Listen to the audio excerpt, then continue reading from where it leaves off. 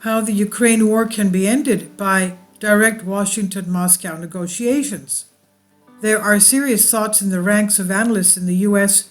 to end the war in Ukraine through direct negotiations between Washington and Moscow, eventually persuading Zelensky to sign the terms of the end of the war that will be imposed on him.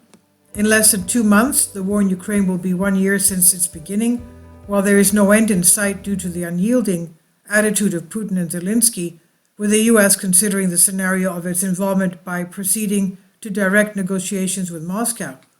An article related to the subject is hosted by international media entitled How the Ukraine Crisis Can Be Solved, the main points of which are the following. To end the war in Ukraine in the near future, Washington will have to negotiate directly with Moscow. The sooner it does so, the better. And if the Biden administration is unwilling to take that step, perhaps Republicans can finally implement a foreign policy that diverges from that of the Democrats. The Biden administration believes Ukraine has been a good issue for them, helping to cover up U.S. humiliation in Afghanistan and other disappointments around the world. Yet this conflict remains, to borrow a quote from General Omar Bradley, the wrong war in the wrong place at the wrong time with the wrong enemy. America is in a critical conflict with China, which seeks to dominate the world.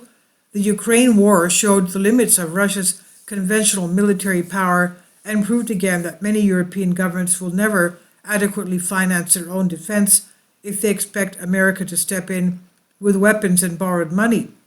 Ukraine is not willing to negotiate seriously on its own, although its president told a joint session of Congress that Ukraine is willing to negotiate and Moscow is not. The reality is more complicated. Neither side appears ready to make territorial concessions, without which a negotiated settlement appears unlikely.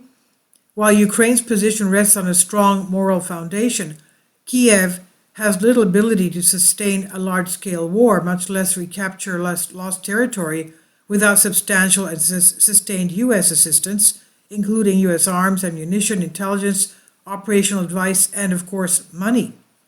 Zelensky was not the first foreign wartime leader wholly dependent on U.S. support to address Congress. Iraqi leader Nouri al-Maliki did so in 2006. Afghan Prime Minister Hamid Karzai did so in 2004. Both faced de facto or de jure regime change, Iraq to Iranian rule, and Afghanistan to the Taliban, after tiring on the U.S. public and finally Congress with indefinite unsuccessful engagements. The biggest victim was South Vietnamese President Ngo Dinh Diem, who addressed Congress in 1957 during the Eisenhower administration. The next occupant of the White House, John F. Kennedy, gave the nod to a coup that coincidentally ended with Diem's assassination. America's necessary exit from Vietnam is worth considering when determining U.S. policy in Ukraine. When Secretary of State Henry Kissinger initiated what would eventually result in the Paris Accords and the U.S. withdrawal, it had become clear that Saigon was unwilling to negotiate with Hanoi on terms it could accept, insisting on unrealistic solutions which failed to impose on the battlefield. Kissinger conducted an essentially bilateral negotiation with Hanoi. This was not pretty, as the end of wars often aren't, but the step was necessary given public opposition to continuing the war and the realization that President Richard Nixon and Kissinger that the war was distracting the United States from other and most important areas of competition with the Soviet Union. Today, Washington should proceed in a similar manner with the government of Ukraine. Why? Russian President Vladimir Putin and his government appear willing to fight in Ukraine for the long term. Russia has shown that it is comfortable with frozen conflicts. Rumors that Putin is in poor health or about to be deposed have been repeatedly proven wrong over the past year.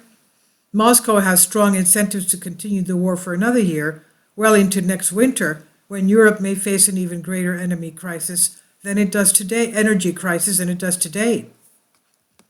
Putin hopes that high energy prices and blackouts will break Europe's generally unified position in support of Ukraine. Instead, the United States has 4 reasons to pursue a deal now. First, Washington should focus on deterring China and is currently unable to do so adequately.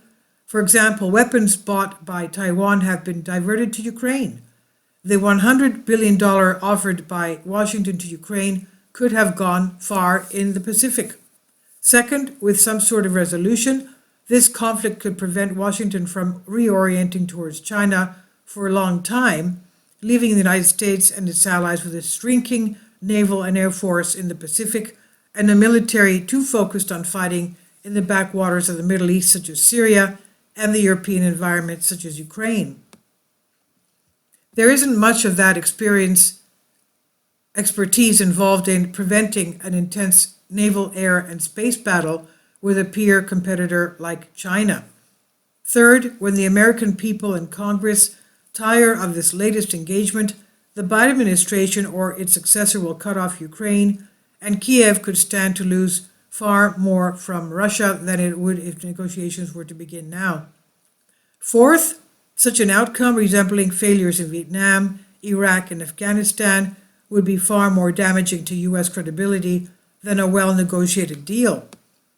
Can the Biden administration undertake direct negotiations? Some murmurs from National Security Council officials signaling a desire for Kiev to negotiate with Moscow could be a start, but the administration will have to take steps to attempt a diplomatic rapprochement with Russia, since there are fewer relations between the two sides now than at any time since the Kennedy administration. If Biden officials do not take the initiative, congressional Republicans and presidential candidates could call for peace and put our own national interests first refocusing the military on the neglected mission of deterring China in the Pacific and reducing energy prices. Now, findings and conclusions. From the above, it's concluded that there are serious thoughts in the ranks of analysts in the U.S. to end the war in Ukraine through direct negotiations between Washington and Moscow. Finally, persuading Zelensky to sign the terms of ending the war that will be imposed on him, since the resistance they propose, the Ukrainians rely almost exclusively on the provisions of military aid by the Americans. It remains to be seen whether this will ultimately materialize, as in the case of South Vietnam, a fact which will have negative consequences regarding the solvency of the U.S. as an ally, since it will decide the fate of Ukraine and the future of its citizens, and not the country itself and its citizens. Finally, we realize how timely regarding allies and enemies are the words of the British Lord Palmerston in the House of Commons in 1848, quote, "There are neither eternal allies or eternal enemies, only interests are eternal, and these interests are our duty to pursue," end quote. So let's also bear in mind, since the past we've experienced abandonment and betrayal by allies. This is on Pentapostagma. Please leave your comments. Thank you for your support. I've translated this for you from a Greek article. Thank you. Kindly support my Patreon account. The daily posts are 5 videos daily, and they are totally different from what I have on my YouTube channel. Thank you so much for your support and that you find all my content so interesting. You'll find the Patreon account details in the description box